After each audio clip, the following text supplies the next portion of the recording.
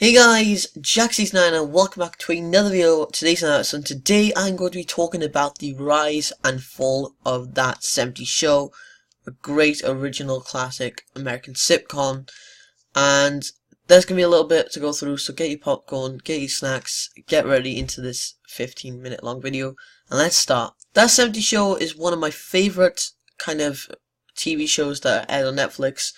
Started back in 1998 on the 22nd August and went through 8 seasons. And you can tell it did good because 8 seasons is kind of hard to go through with a TV show these days, and especially back then as well. There's only certain ones that I've gone through, like Friends, How I Met Your Mother, and Fresh Prince of Bel-Air, and that's from just the top of my memory. There's not a lot there, and this is why it's actually that special. That 70s Show is obviously based around the 70s and how they were clothed and how the work experience was back then, and it just goes through a perspective of how people actually lived back 30-40 years ago, and it was kind of nice to see how everything has changed from then to here, and you know, with the clothing, the technology, the jobs, and that's why it was really special for a lot of people, because it could either bring back memories or just start new ones. It was kind of an educational show too. So I'm going to go through some of the main characters that really brought into the show.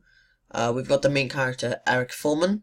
We got Donna Pinciotti, Jackie Burkhart. We've got Michael Kelso. We've also got Stephen Hyde and Fez. Sorry, we don't know his last name or where he's even from, but those are the main characters. We also have the parents, Red Foreman, Kitty Foreman, Bob Pinciotti, Midge Pinciotti, etc. And you know, throughout the later seasons and episodes, we got into extra characters like Laurie Foreman, Eric Foreman's sister. We also had Leo, Hyde's boss, and just some extras gone into the show. Now, the first season actually went extremely well. It went into high ratings and it boosted up.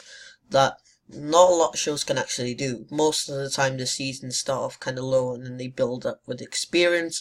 But That 70s Show, it just starts off with a great personality. And the characters, you can tell what they're going to be like for the rest of the seasons and how they act. Eric Foreman being a bit quirky like in G.I. Joe and like in Star Wars. Michael Kelso being a bit goofy in The King of Idiot. Jackie Burkhart being rich and spoilt. Donna Pinciotti having very odd, weird parents. And Fez, the foreign kid, who not a lot of people know where he's even from. So you can tell by these characters what they're actually like through the first couple of episodes. Just even the first episode, you can see what their personality is and how people actually got attached to them. And sometimes even the parents can be people's favourites, like mostly Red Foreman with his famous catchphrases as dumbass, and you know, how Midge is really stupid sometimes, like, you know, she doesn't get a joke, or when someone says something serious, like, for example, in one of the episodes where Katie says that she wants to have a baby, but before that she said she likes Midge's cheese, the way she makes the cheese, and then after she says that she wants something to the baby, people would obviously think, oh, the baby, but Midge just goes to her point with the cheese. You can kind of see how, you know, she goes to the thing first before the big part is announced. And that's how the show goes. It's really funny, you know. So the rise of the show started off against season 1. With most shows, they don't expect to get to that many seasons. And it just built up. The rise, where this is spoilers by the way, this whole thing's gonna be spoilers. But the rise went through, we experienced Eric and Donna's relationship, Jackie and Kelso's relationship, you know, Laurie and her father's relationship compared to Red and Eric's relationship, you know, is kind of different. We added in these characters later. I've watched the 8 seasons about 3 times and I'm watching it the first time.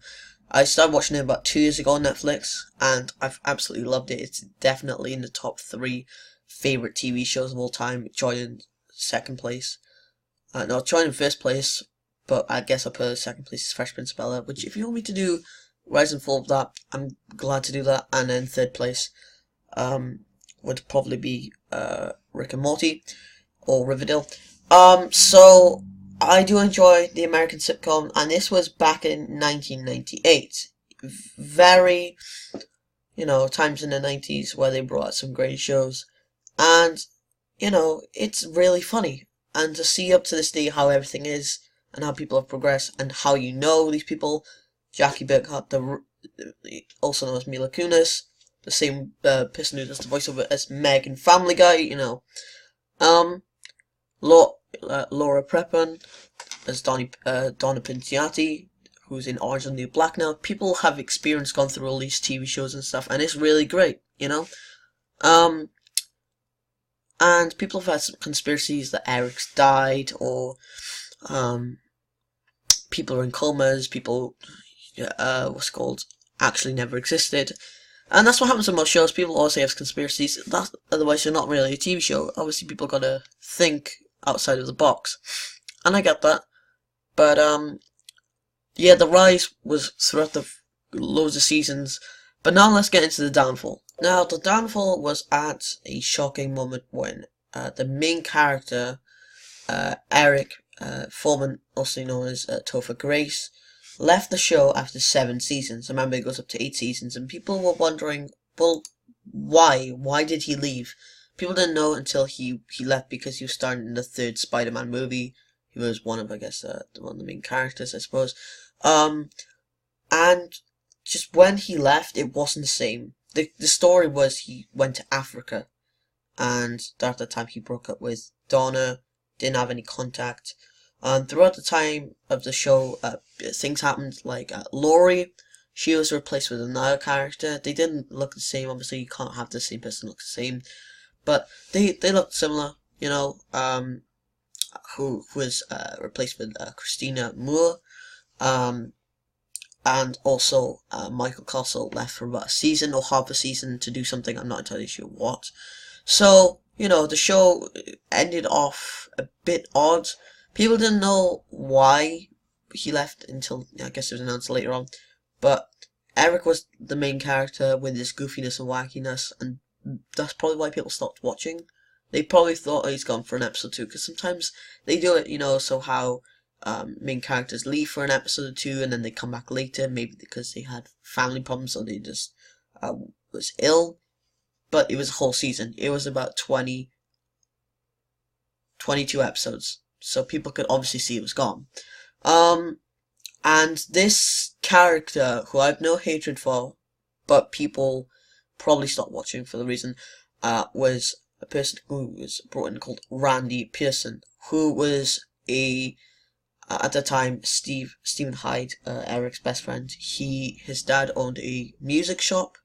70s, I guess, music was huge, and Randy did like it there, and he replaced Eric. I guess he was supposed to be the main character. It wasn't really.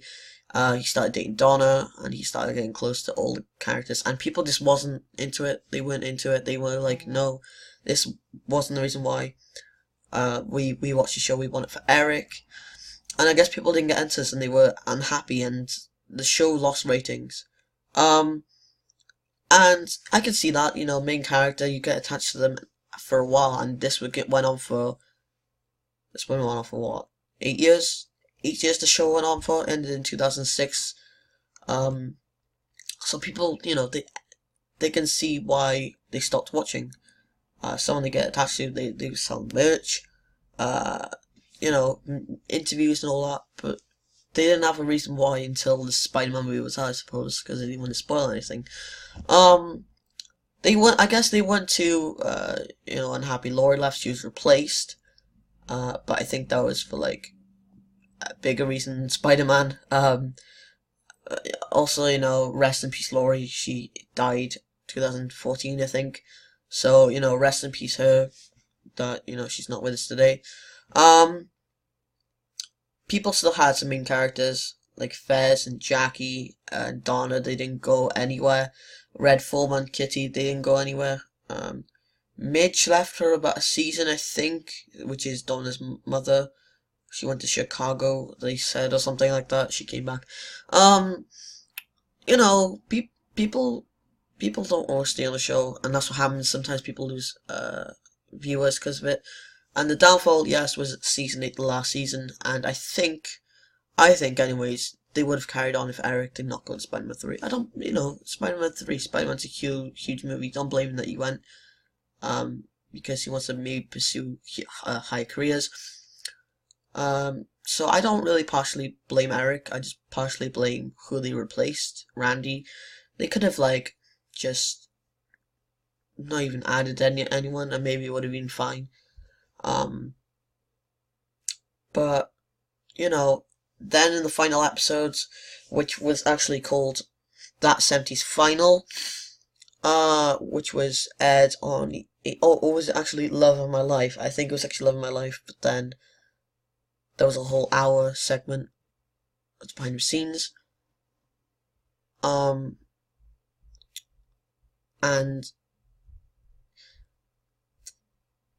in that episode, what's it called?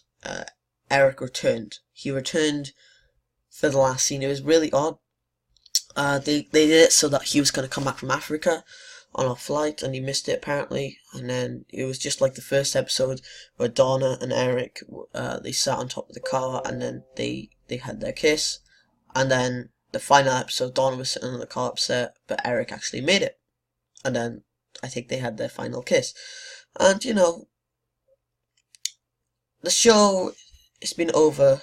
It's been finished now for 10 plus years, and it started 20 years ago last year, which is insane. I think Topher at the end, aka Eric, he did not enjoy the show as much because they've had reunions, but he's never showed up. There was the final episodes, like the final reunion show, didn't come out. Show, and you think, oh, Spider-Man 3, right? But then this years later, and he still hasn't shown up. I don't think he wants anything to do with the show anymore. Some people want reunion, some people just want a one last time, series. And you gotta realize this was 20 years ago. Eric is what? Let me see. How old's Eric now? Eric is 40 now. He's 41 this year. So if we go back 20 years ago, he would have been 20. He's now 40. He's not got a beard, guys. He's not got a beard. People, like the parents, Red Foreman, 75. 75. And Katie Foreman is 67. These people, I mean, that's not that old, but getting everyone back, it's going to be busy, it's going to be hard, Do you want also Randy back? People might be mad. Do they not want Randy back? We don't know, but we know that the show's finished, and it's forever going to be there. And that is the ending of the rise and fall of That 70s Show. And then CNS, I think it is, just made a remake of That 70s Show, That's 80s Show, and it was terrible. It was like one season, but that's not the point. But thank you so much for watching. This might be a new series. I say this might be a new series, but let's be honest, the podcast was a new series. We've done 2 episodes, and then it's more schedule. Okay, we'll call this will be our thing. But leave some suggestions. I might, if you do want me to do the Fresh Prince of Bel-Air one, I'm doing a lot of 90s show, I suppose. I can do some that I like, some I don't know of. But thanks so much for watching. Appreciate all of you being here. And I'll see you all awesome people next episode. Bye bye.